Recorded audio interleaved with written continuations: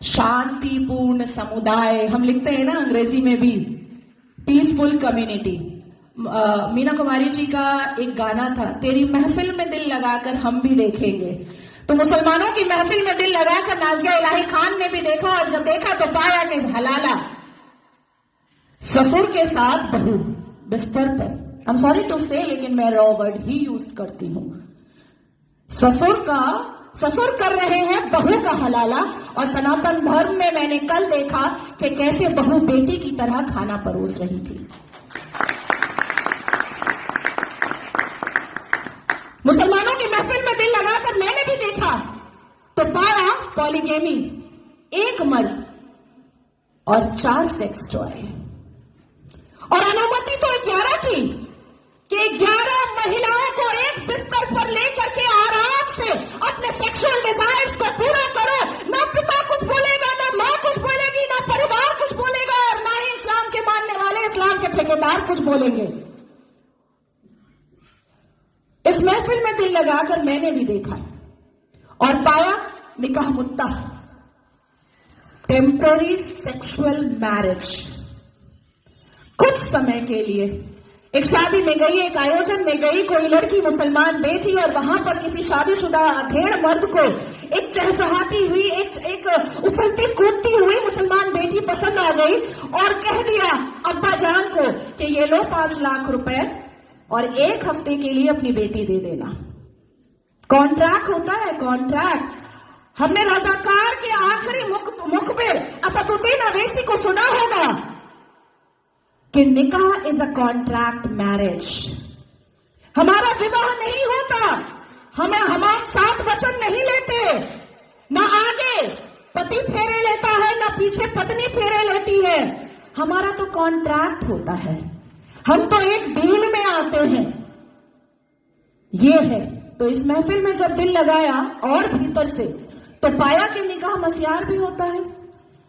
निकाह मस्यार कैसा होता है कि 1 लाख रुपए पर 1 महीना लड़की रहेगी, और सुबह किस वक्त कौन सा सूरज निकलेगा और शौहर छोड़ करके भाग जाएगा, पलटकर पूछना नहीं है, क्योंकि मस्यार निकाह में है कि तुम कहां भागे हो ये जानना नहीं है।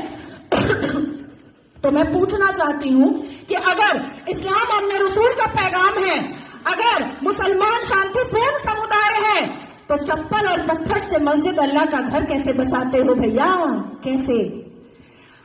1947 से मुसलमानों ने अपने एक्टिविटी से, अपने बिहेवियर से ये लोगों को बताया है कि ये कोई अमने रसूल नहीं है, ये प्रॉफिट मोहम्मद सल्लल्लाहु अलैहि वसल्लम के फॉलोअर तो नहीं है, ये औरंगजेब के ठरकजेब है, ये मुगले आजम के जाहिले आजम है।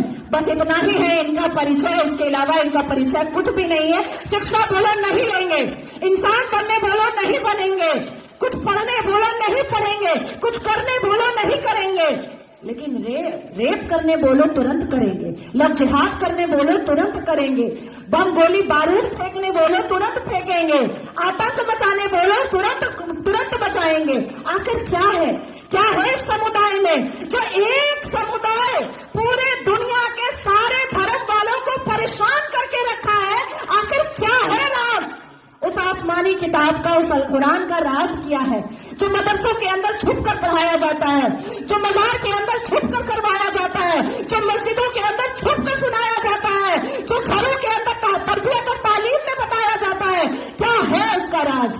क्यों कहते हैं मुसलमान घर में अंदर ही, जब बेटी छोटी सी होती है और बच्चा छोटा सा होता है, प्रसाद नहीं खाना हराम है, आप ही चले जाते हैं सवैयां खाने।